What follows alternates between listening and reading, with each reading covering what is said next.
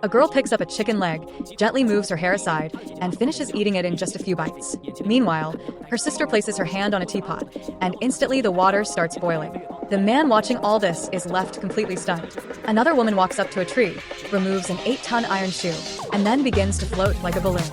As she floats higher and higher, the man quickly grabs a rope and pulls her down like holding onto a balloon.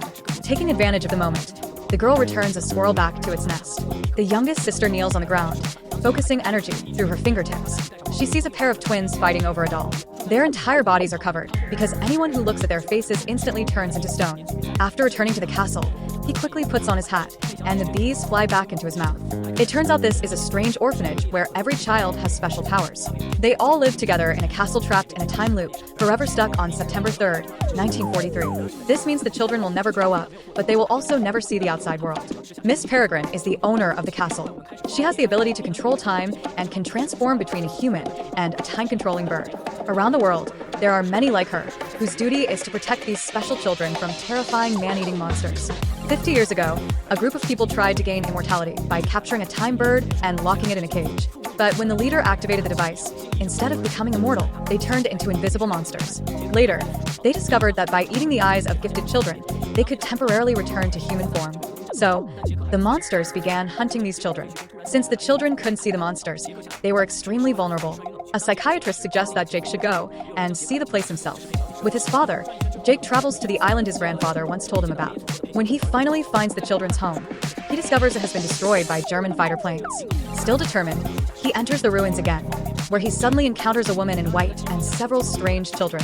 Startled, he tries to run but is knocked unconscious by falling debris. When Jake wakes up, he finds 6 people standing in front of him. They take him into a cave, which is actually a time loop created by Miss Peregrine. By going through it, Jake travels back to 1943. There, he finally meets Miss Peregrine and the children his grandfather spoke about. He sees many strange kids and also finds a letter his grandfather wrote to Miss Peregrine, but he knows he doesn't belong there. Before leaving, they show Jake the miracle of resetting time. Everyone puts on gas masks as German fighter planes fly overhead. Just as one plane drops a bomb, Miss Peregrine freezes time with her stopwatch. The bomb and rain stop instantly. Then she reverses time, bringing everything back to the previous night. When it's time to say goodbye, the girl walks Jake back to the cave. To remember the moment, Jake takes a selfie with her.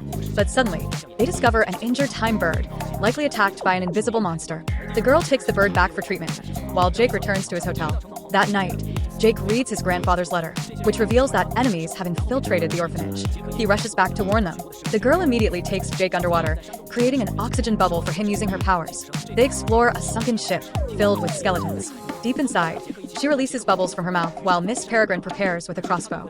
Soon, a giant invisible monster appears near the cliff. Even though Miss Peregrine cannot see it, she calculates the angle and timing perfectly and kills it. The bee girl tells Jake that he inherited his grandfather's ability, the power to see these monsters. The markings on the ground were left by his grandfather to guide Miss Peregrine in killing them.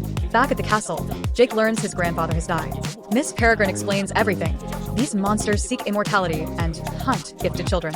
Jake's grandfather created time loops to protect them. Just then, the rescued time bird wakes up and warns them that the enemy leader hasn't given up. He plans to capture more time birds. Miss Peregrine decides to flee with the children.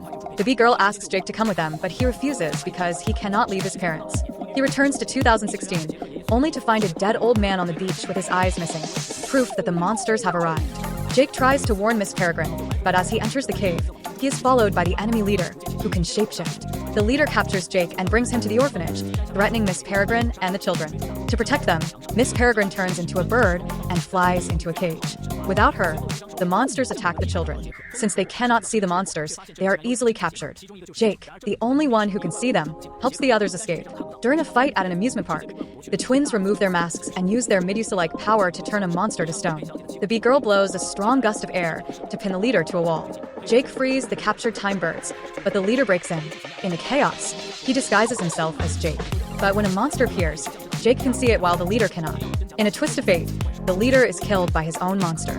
In the end, everything returns to normal, and the children continue living happily in their time loop.